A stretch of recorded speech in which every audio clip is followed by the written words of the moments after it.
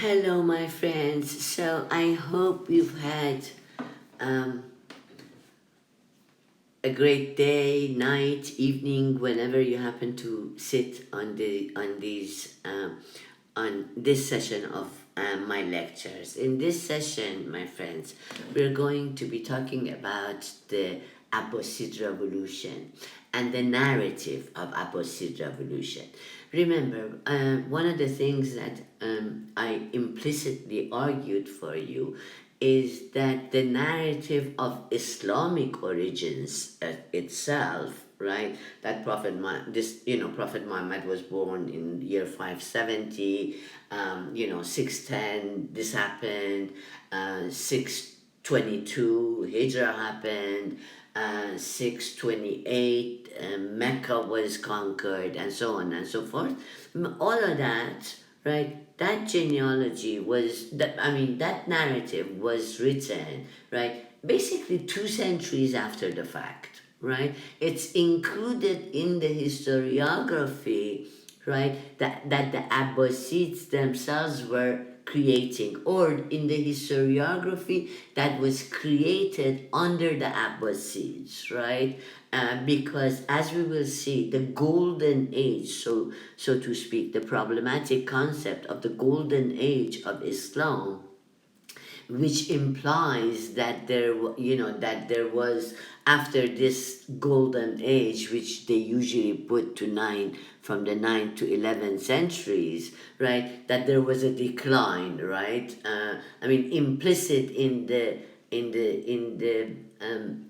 concept of golden age is that prior to that and after that there was no such thing, no such golden age, right?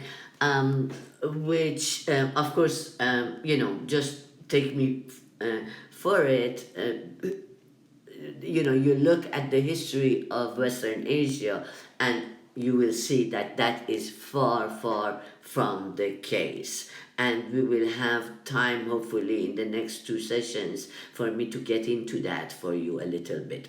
But so the narrative that I'm telling you about the Abbasids was actually written by the Abbasids themselves, right? And what is that narrative? That narrative has it that the genealogy of the prophet goes back to um, to one of the uncles of the Prophet Muhammad, Abbas, right, to whom the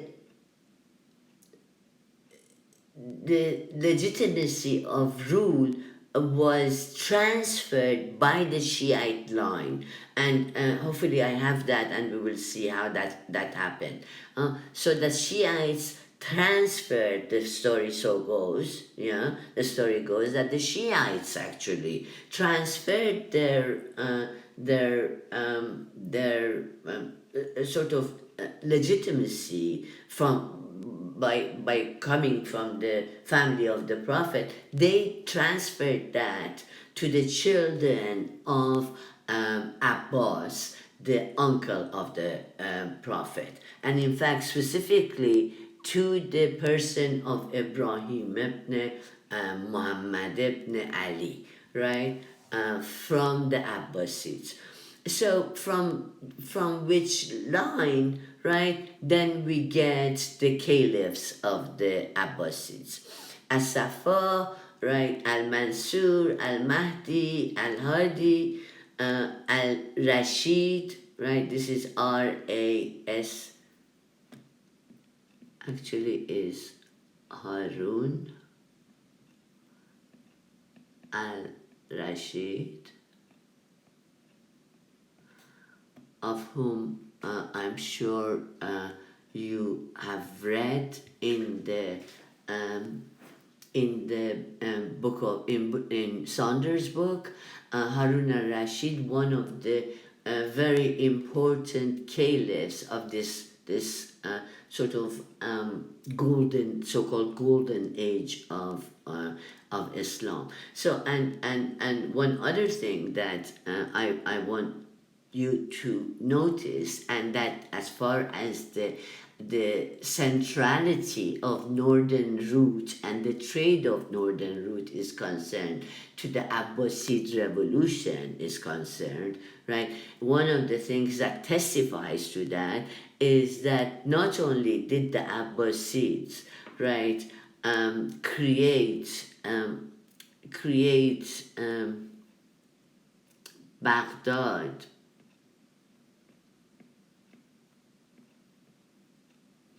where all the other capitals of Mesopotamia had been thus far, i.e., where the Tigris and Euphrates come closer together, come closest together, right? Say somewhere here, not here, I'm sorry. I mean, this is not a very clear map. But anyway, the same Al Mansur that creates the capital city of the Abbasids, creates a second city, and a city called Ray, right? Um, on recreate a very ancient city and a trade center, right, of Ray, and it becomes basically the second capital of the Abbasids, and all the um,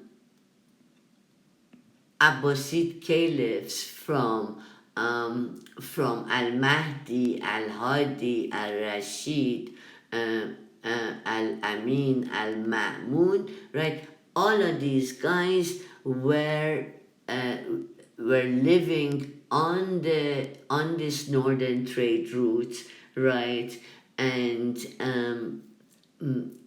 right after the Abbasid revolution, right? They started living in the trade routes, and they started buying the lands, the Parthian lands, little by little, the Parthian lands that were prior to this under Parthian dynasts, right?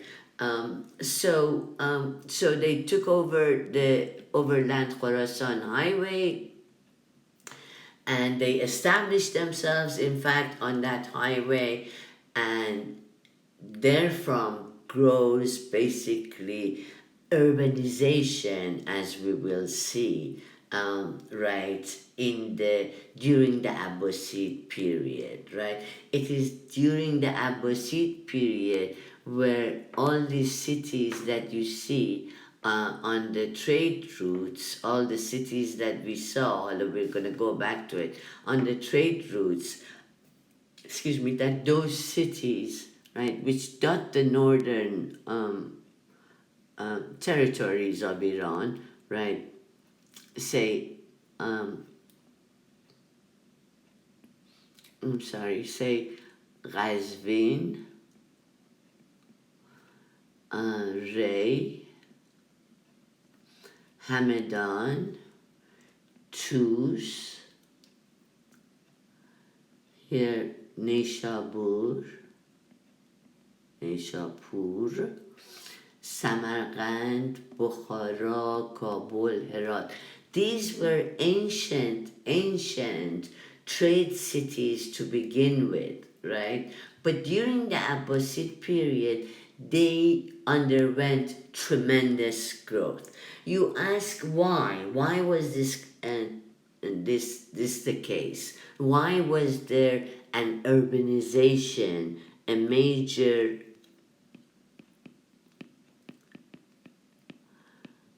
process of urbanization that came to take place in Western Asia and all around at least North Africa, and the same thing in Eastern Africa, and then of course then Central Africa, and so on and so forth. There was a tremendous degree of urbanization that took place in this whole world, right? Cities after cities, cities that were cradle of culture and civilization, right? If you want to compare them, right? They were cities like London, Paris, New York, Los Angeles, Chicago, you name it. In Italy, Rome. Any other city that major city that we know of, Venice, these were cities that were for their time, right? And up to that time, cities that basically had not existed on this high level of urbanization that we are talking about, right? And it is in these cities, and especially in Baghdad itself, that the so-called golden age of the Abbasid revolution, of the Islamic so-called golden age of Islam takes place, right?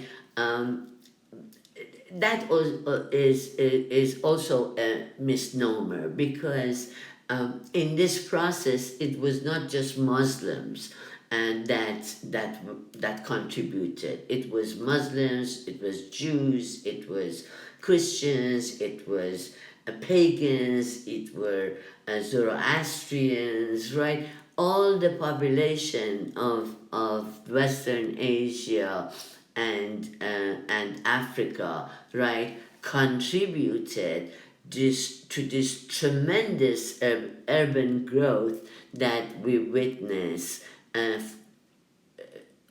initially in the ninth to the ninth to 11th centuries, right? So the question, remember, at one point I had talked about this whole notion of conversion, right? Um, how did conversion take place? Who converted? And what was the result of these conversions? And so on and so forth. So Bullitt came and argued that, okay, you see, there's a S-shaped curve, logistic curve,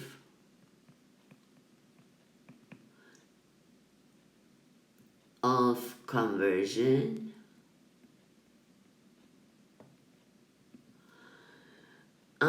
where you know close to, if you look at the figures here, and close to 50% of the population at least had converted. So what happens in the process of conversion? So first of all, one of the things that happens in the process of conversion is that you have to be near places where there are, proto-Muslims or early Muslims, right? So that you will learn from them what Islam is, right? So proximity, right,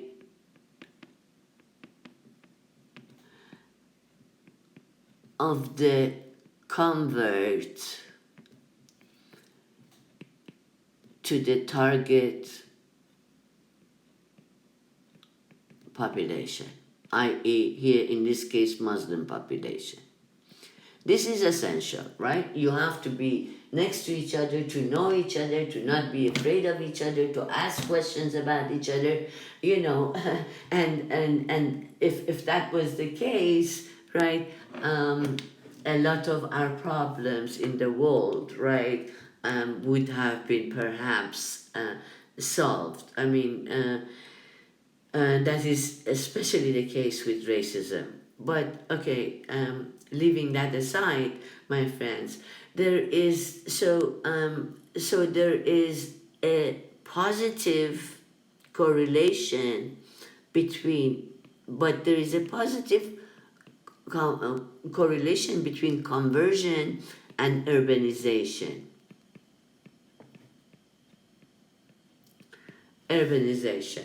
Why, you ask? Well, because if you are a convert, you can no longer, if you converted to Islam, of course you could no longer remain in your original community, right? If you're Christian and you're converting to Islam, you will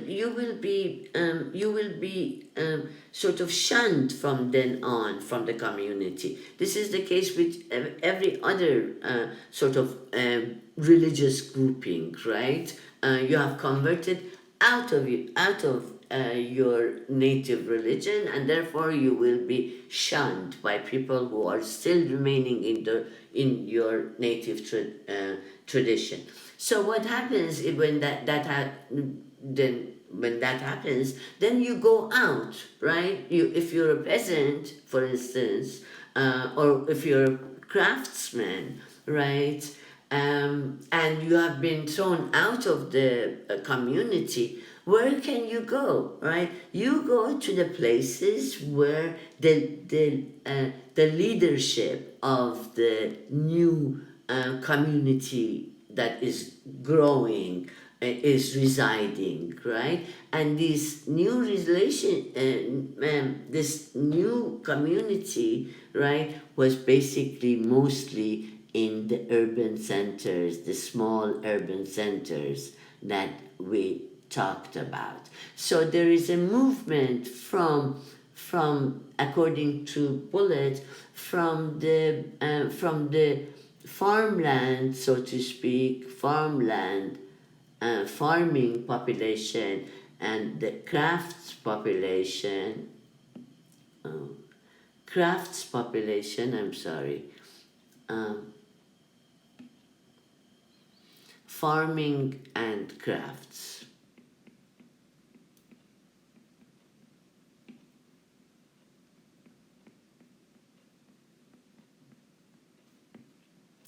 Into the cities, where they will find demand, right, for work, and where they could make a living, right? They join the small communities, right, into which they have converted. So Bullitt argues, and rightly so, that conversion and urbanization, right, took place at the same time. So if you say, for instance, if that is the case, and as you remember, he had taken the local histories and had seen that, you know, these khabars, right, come from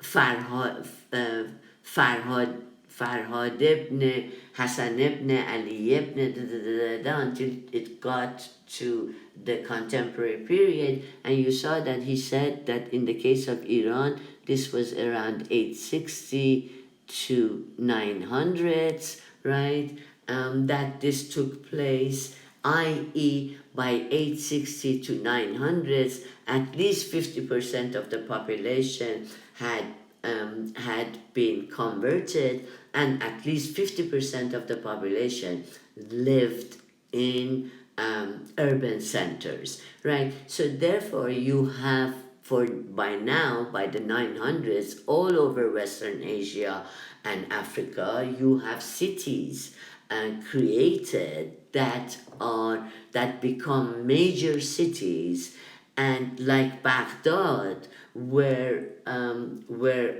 all these like Baghdad, where all these arts and sciences were coming together, as we will see. All these cities came to emulate Baghdad, right, and compete with Baghdad in creating sciences, in patronizing sciences, culture, and learning, and of course urbanization, right? So okay.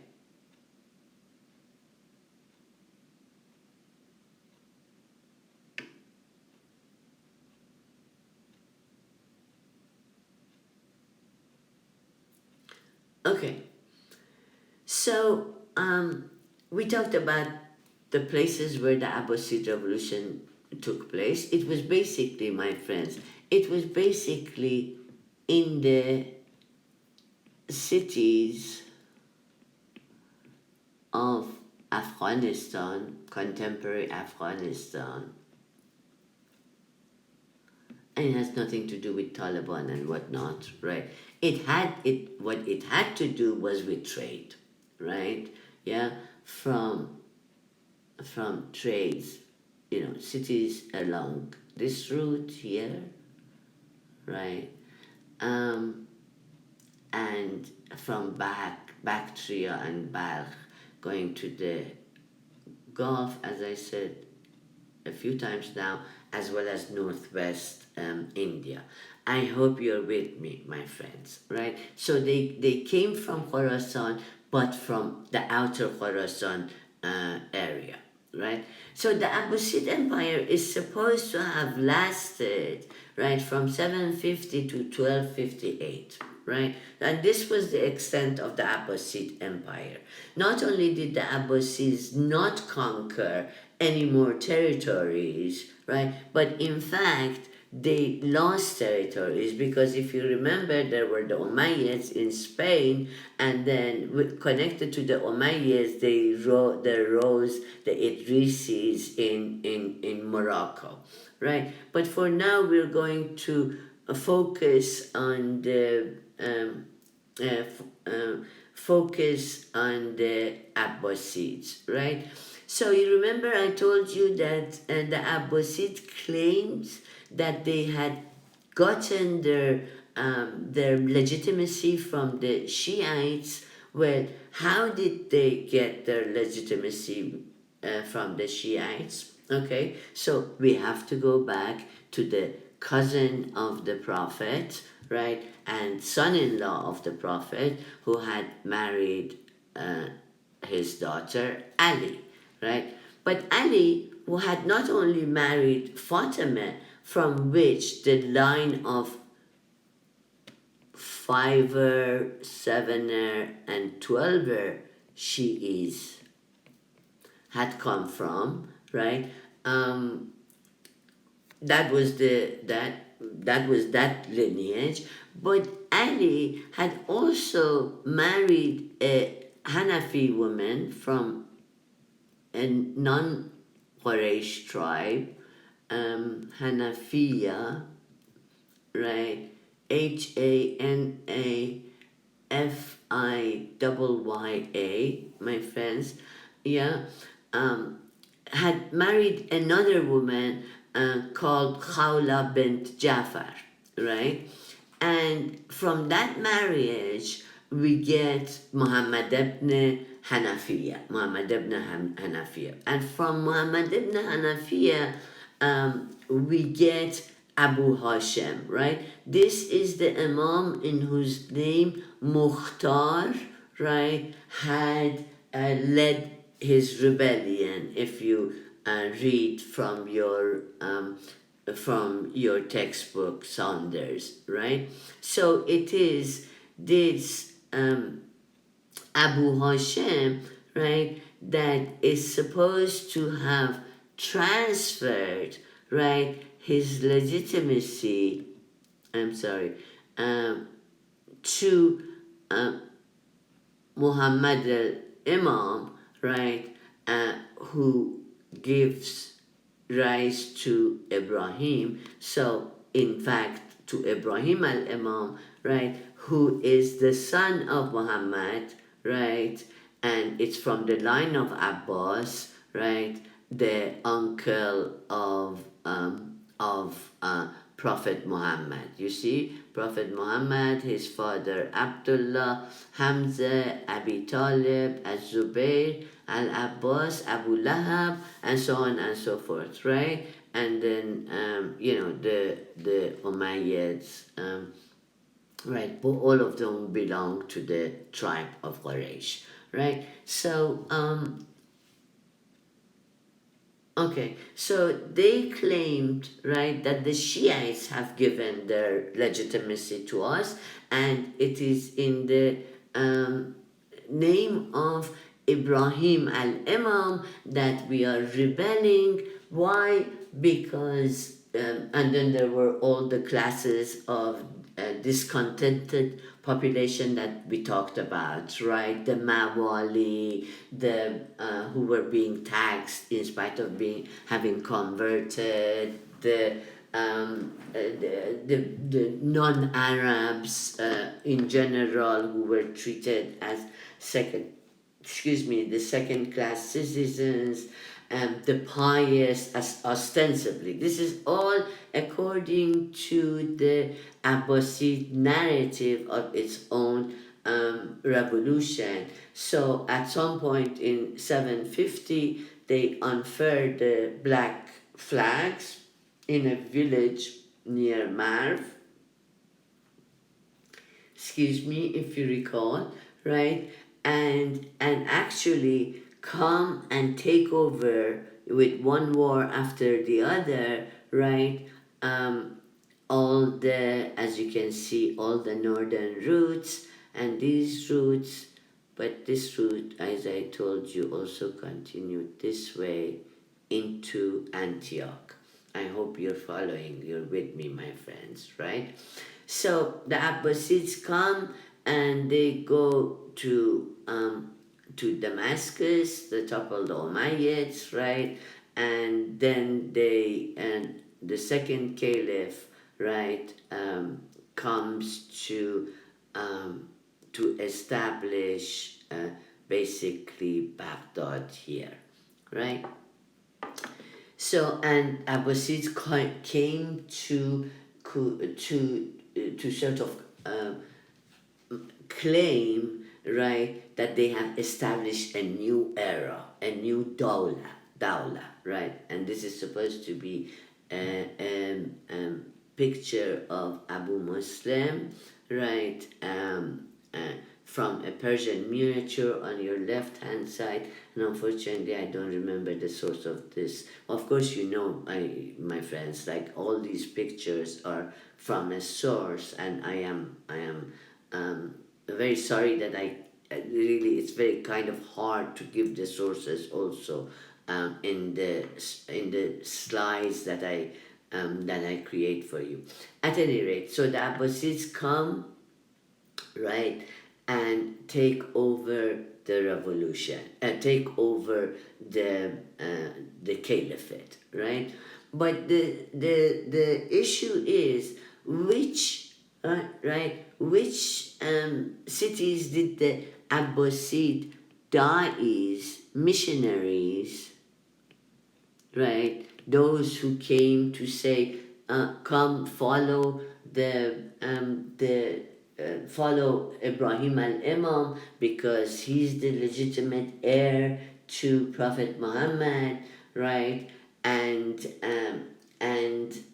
not this impious sort of worldly Umayyads, right? And you have all these resentments, right? Come and join us. And which were the cities from which they came, right? They were all trade cities, right? Trade cities from Balkh, Termiz, Holm, Kunduz. This is all in Afghanistan. Simingan, right? Juzjan, Faryab, Kish, yeah, all the sort of cities, major sort of trade cities that in which Arabs had come and settled besides Marv, right? The major concentration was Marv, but as I told you, they came and settled in what we call Tukharistan, right? The land of the Tukharis, who were an Iranian people again, and they settled in Tukharistan because Tukharistan was the simplest way through which you could get from China, right? From China through Tukharistan, believe it or not, right? And through through yes, through Balkh and Kabul to India, right? And then once you have conquered the overland route, right, all all the sort of zones, trade zones that we were talking about was basically sort of connected and together, right? Um, and we talked about this, right? All of this, right? Where we get to this,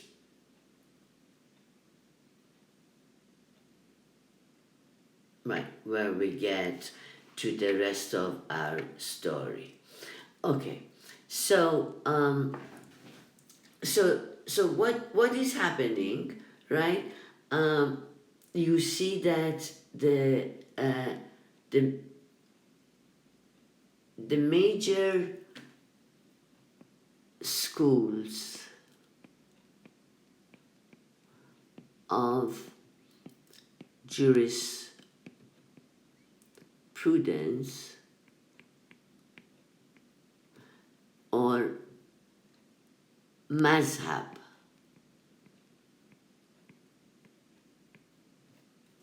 right?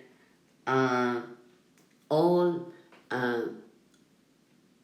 sort of created their schools um, after the Abbasid revolution, right?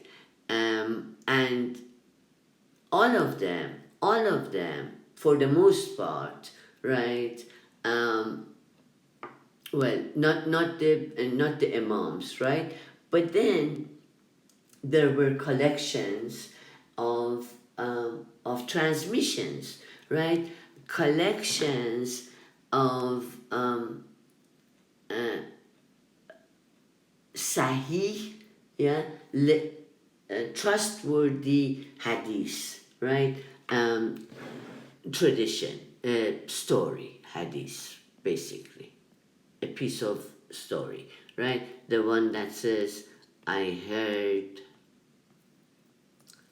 from X, who heard from Y, who heard from Z, who was a contemporary of the Prophet Muhammad, that Prophet Muhammad did such and such, right? So at some point, right, a group of scholars of Islam have been, are born, right? So now you see this is, if Prophet Muhammad dies in 632, this is basically 2 centuries, right?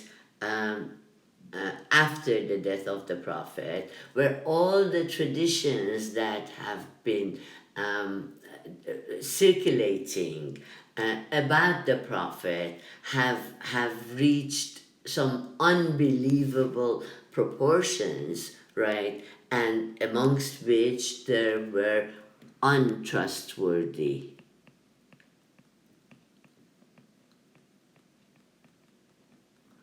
traditions, right? So remember, we talked about this, right? That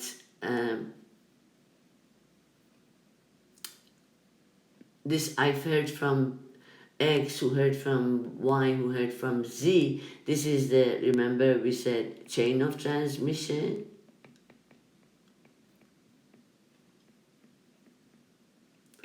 And what the tradition actually is, right, is the content, right, or matn, right, my friends? So here you get when, right, lo and behold, right, Bullet was right, right? Bullet is in fact right, because the systematization, the sifting through of these millions of hadiths, some of which were trustworthy according to the men of learning themselves, and some of which were not, right, were sifted through, and the sahih, the correct traditions, right, were handpicked from those, and they were compiled, right, in books, right. And who were these people? They were Bukhari, right, who came from Bukhara, right, Sasi of Muslim who came from Nassau,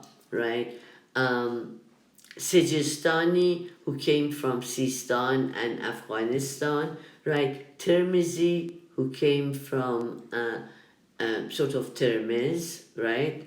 Here again in Afghanistan. Nasa'i again here, and Qazvini is the only one that is a little bit inside of the sort of plateau of Iran, right? And that is the city of Qazvin, right? These are the six correct traditions at our disposal.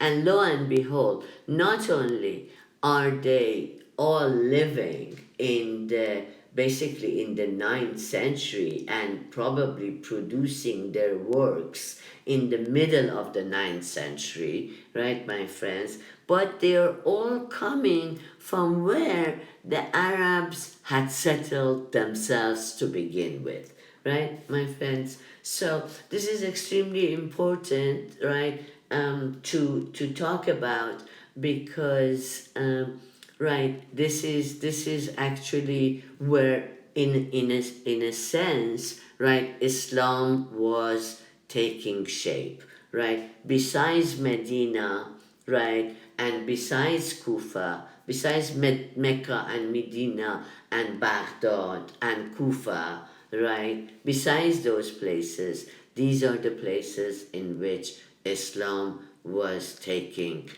shape, right? So we get to actually say, let's say, mid 19th centuries, right? Mid 19th century, right?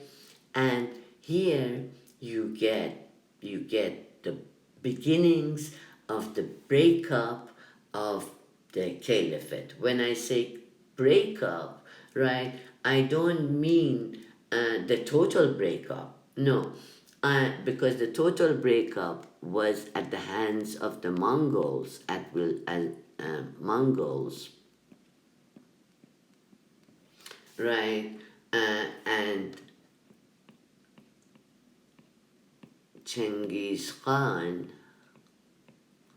that that they were out of the picture, so to speak, the Abbasids, right? But now we are talking about a period, basically that 900. Oh, sorry.